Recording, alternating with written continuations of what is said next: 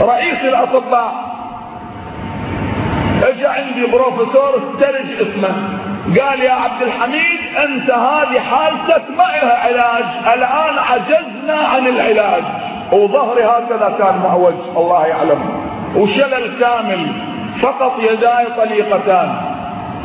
قلت له عجزتم؟ قال نعم. قلت له وما هو الحل؟ قال الحل تبقى هكذا الى ان تموت. كلمتها، قلت له زين. طلع من الحجرة، انا ضربت الضوء الاحمر يعني حتى ما حد يدخل علي في المستشفى. بذيك اللحظة توجهت لسيدتي ومولاتي فاطمة الزهراء وهي تسمع الكلام وحاضرة بالمجلس. قلت لها كلمة واحدة، كلمة واحدة وأقولها للتاريخ وللحق أسجلها. قلت لها سيدتي أنا من طفولتي على باب بيتكم جالس، على بابكم سيدتي وأنا طفل صغير إلى اليوم. أنا أصلا ما أعرف أيام الطفولة، ذول أهل الرميصة عندكم هنا بالمجلس اسألوهم، وأهل كربلاء اسألوهم. أنا ما أعرف طفولتي كيف. أنا عمري 9 سنين كنت لابس عمامة، عمري 5 سنين كنت أمثل أطفال مسلم أولاد مسلم بالرميصة. سيدتي مع هذا العمر كله روحي فداء لتراب أقدامك، بعدين تتركيني على اليهود والنصارى؟ وبكيت مثل ما انت بكيت. انا الدمعة طاحت من عيني ونمت لحظات، فشاهدت نفسي هكذا والله وانا على منبر الحسين، وجدت نفسي اني في حسينية آل ياسين في الكويت، والحادثة صارت قبل محرم بأسبوعين، وذول الناس في الكويت ينتظروني اني اروح لهم في ايام محرم.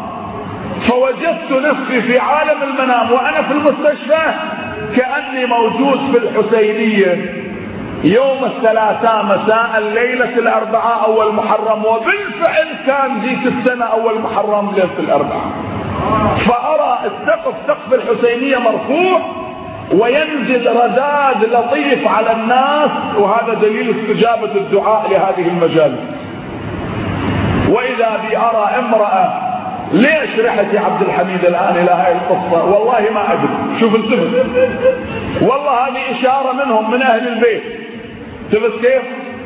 لان في اجواء مشحونة بالعداء لاهل البيت يجب ان تذكر مثل هذه المعجزات والقصص.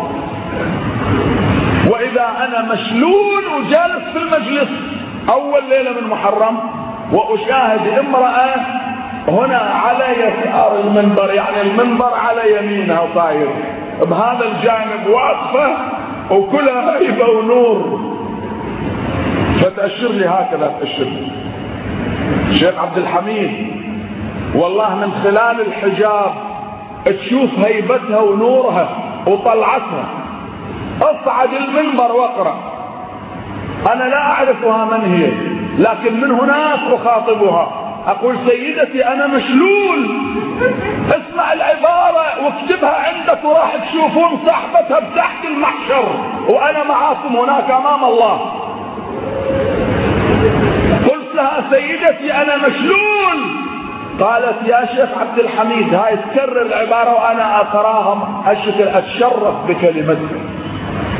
اصعد المنبر بمجرد ان يمس بدنك منبر ولدي الحسين يذهب الشلل منه.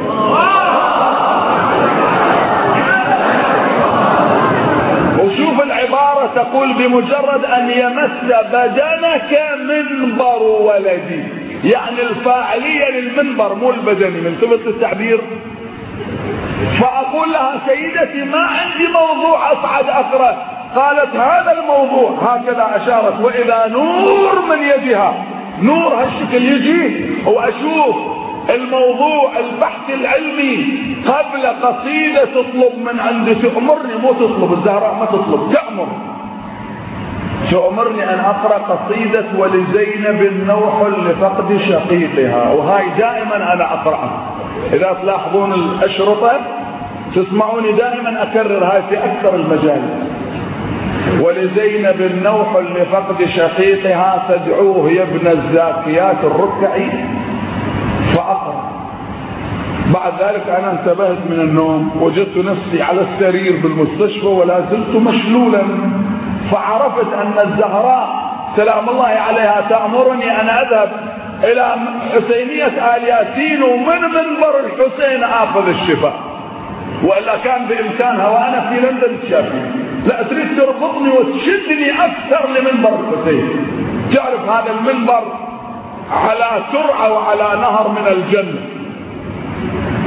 بالفعل خرجنا وأجينا ورحنا إلى الكويت، وهنا نزلت يشهد الله هذا مطار دمشق، نزلت وأنا يدفعوني على سرير متحرك.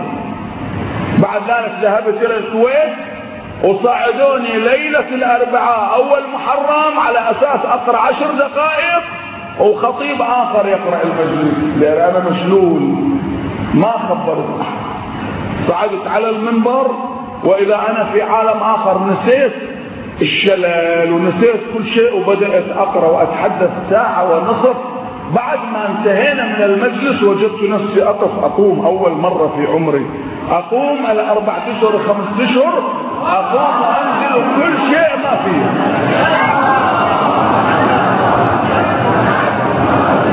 كل شيء ما فيه. السلام عليكم ورحمة الله وبركاته. حيا الله محب إذا قدمك تقدم، بارك الله فيك. أخواني بالله عليكم، هؤلاء الذين يدعونهم هل نصروا أنفسهم من الظلم؟ أليسوا عبادا مثلنا؟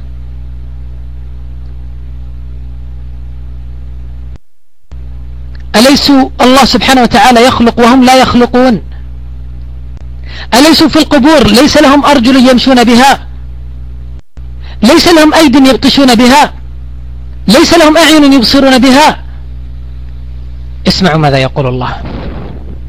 أنا فقط سأقرأ وأترك اللاقط يا محب وأكمل الحوار، لكن لعل الله سبحانه وتعالى أن يفتح على قلبك وعلى قلوب الشيعة.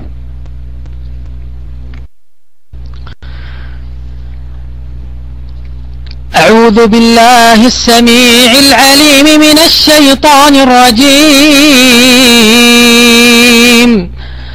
أيشركون ما لا يخلق شيئا وهم يخلقون ولا يستطيعون لهم نصرا ولا أنفسهم ينصرون وإن تدعوهم إلى الهدى لا يتبعوكم سواء عليكم أدعوتموهم أم أنتم صامتون. إن الذين تدعون من دون الله عباد إن الذين تدعون من دون الله عباد أمثالكم فادعوهم فليستجيبوا لكم إن كنتم صادقين. ألهم أرجل يمشون بها ألهم أرجل يمشون بها أم لهم أيدي يبطشون بها أم لهم أعين يبصرون بها أم لهم آذان يسمعون بها. قل ادعوا شركاءكم ثم كيدون فلا تنظرون. إن ولي الله الذي نزل الكتاب إن ولي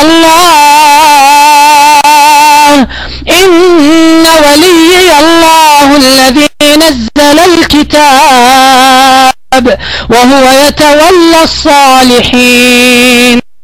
والذين تدعون من دونه لا يستطيعون نصركم ولا أنفسهم ينصرون. وإن تدعوهم إلى الهدى لا يسمعوا وتراهم ينظرون إليك وهم لا يبصرون. لكم اللقب. السلام عليكم ورحمة الله وبركاته.